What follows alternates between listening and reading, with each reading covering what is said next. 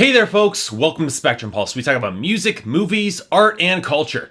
And today we're going to be talking about the collaboration album from Freddie Gibbs and Madlib, titled Piñata. So okay, here's a complaint that only a music critic will ever make. To come across as remotely knowledgeable as a critic, you have to listen to a lot of music, obviously. Now, that's not a bad thing by any stretch of the mind, especially considering that listening to the greats of any genre is often very, very rewarding. But at the same time, if you want to come across as any sort of expert, and let's face it, most music critics do, you accumulate an pretty impressive backlog very, very quickly, especially if you talk about more than just one genre. And listening to the greatest hits albums, that's not going to cut it either. Assuming you've already listened to the essential discographies that all critics have to listen to, your next criterion would tackling all the music that might be critically acclaimed within the genre and not just what got popular. In other words, there's a reason now why my backlog is longer than my entire music collection. And that's just the stuff that I know about, not including all the new material that I have to listen through this year. That's saying something. Now, fortunately, it's always something of a big relief whenever a new record comes out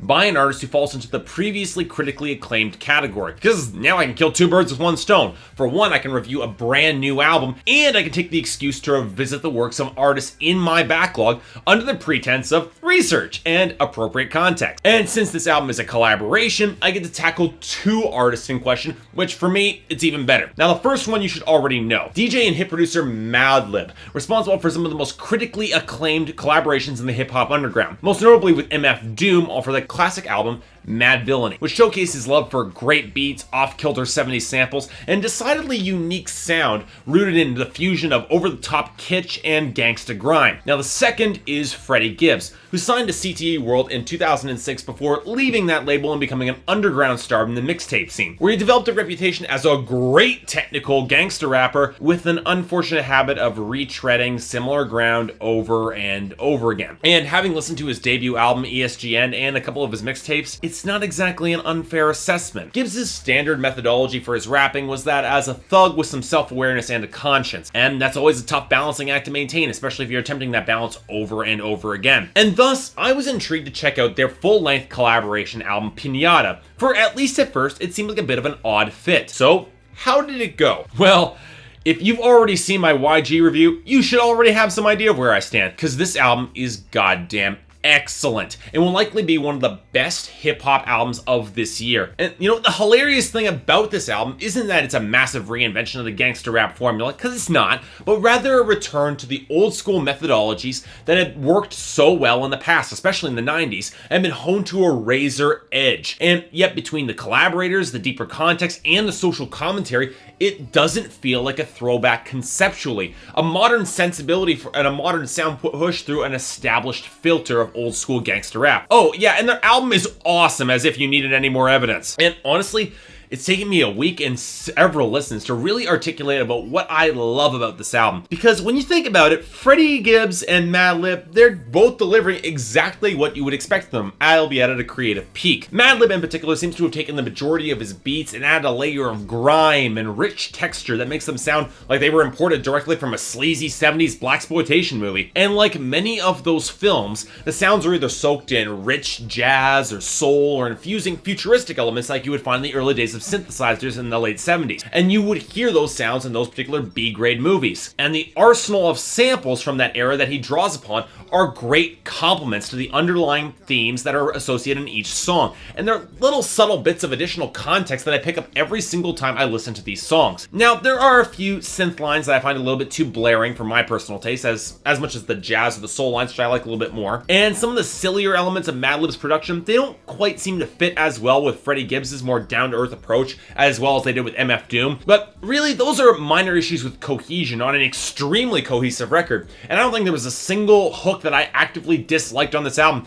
In that level of cohesion, it very much reminded me of some of the albums from the mid to late 90s, where a lot of those old school hooks were drawn upon to create a fully cohesive sound and approach. And there were so many little moments of textured percussion on songs like Uno, and the funkiness in the bass and glittering piano lines that create this perfect balance between Freddie Gibbs' lower register and the thicker beats that shows how Madlib is simply a master behind the production board across the board, balancing every single element in the mix. I really dug it. And you know what?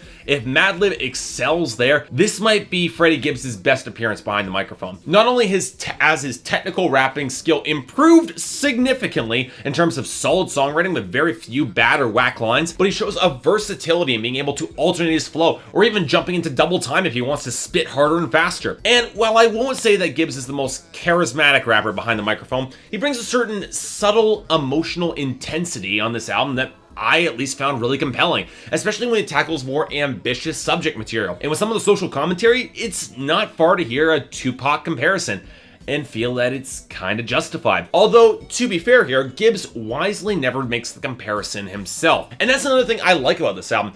It's not pretentious, in fact it's brutally honest, both in its content and in its framing. Gibbs prizes straightforward reality in his content, and his disdain for rappers and for labels who sell out artistic integrity for an unearned gangster message that they push to the masses, that contempt is palpable. And yet in his framing, he's always very conscious of the fact that he's doing bad things and it might have been responsible for hurting people, especially within his own family. There's absolutely zero glorification going on here, and his call-outs of hypocrisy on those who would judge him based on his criminal behavior or would co-opt such a gangster lifestyle and sell it with less authenticity, it lends those songs additional weight. And it's really this additional nuance that kicks this record up a notch into distinctly intellectually engaging territory. Take the track Deeper. It shows how an ex-girlfriend of Gibbs has married a guy who follows a more legitimate, down-to-earth, straightforward lifestyle. And what I loved is that Gibbs has the maturity to respect the girl enough not to go at her new partner in question and realize that they're on very different paths and he's moved on to different girls and she's outgrown him. And on that level of maturity, we have songs like Shitsville and Thuggin',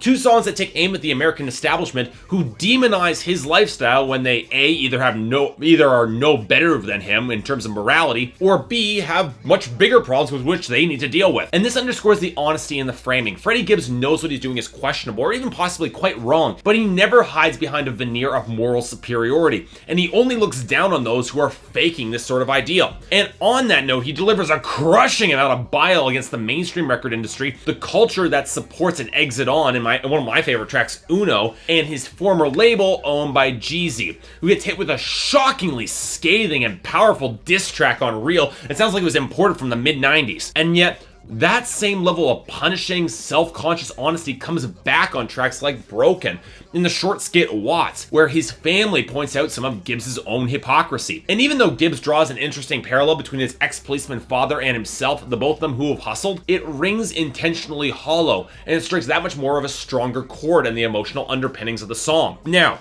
granted, not all the songs go for that level of deeper emotional context, and we get plenty of well-structured, albeit typical gangster rap songs, repping for the East and West and Lakers and Knicks, weed rap on High, and pure dominance in songs like Bomb or the massive collaboration title track Piñata. Hell, we even get something of a sex jam on Shane, which, surprise, surprise, is a lot more convincing, backed up with classic jazz and soul samples rather than your standard club beats, where Freddie Gibbs lays out honesty when talking to a hookup, making clear to her that it's very much a one-night stand, and as long as she treats it that way, she shouldn't feel any shame about it or let anyone else shame her for it. And you know what?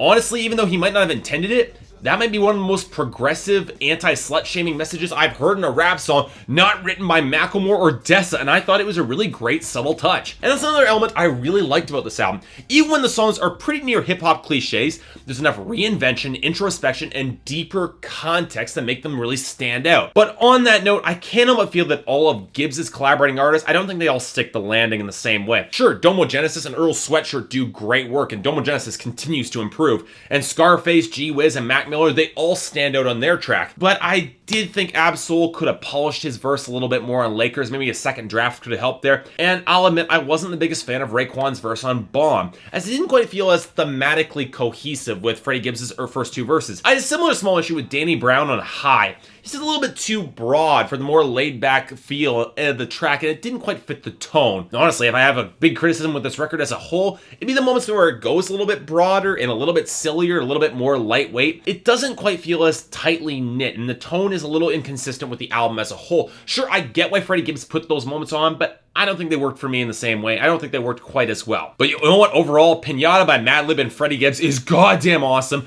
And if you haven't picked it up already, you definitely should. It's one of the best hip-hop albums of this year, both in terms of stellar production, great, well-structured rhymes, and impressive amounts of nuance and subtext. Thematically, this album is exploring the honest parallels between real gangsta life and the world and society that judges it or attempts to co-opt it. And it's well framed enough to make both a potent statement about the rapper Freddie Gibbs and society along the way. It's a brutally honest and very emotionally compelling record that easily earns a 9 out of 10 from me and a high recommendation. You guys all need to check this out. And you know what? I'll say this to end out. Jeezy, good luck with that response. I'm looking forward to you coming back with Freddie Gibbs, something hardcore and something real. That is, if you can. So yeah, thanks a lot for watching. If you'd like to like and subscribe, I'd be more than grateful. If there's anything I might be able to do to improve my presentation, or if there's any other albums coming out this year that you'd like me to take a look at, I'd be more than happy to give them a listen. So until then, I'm Mark. I'll see you next time.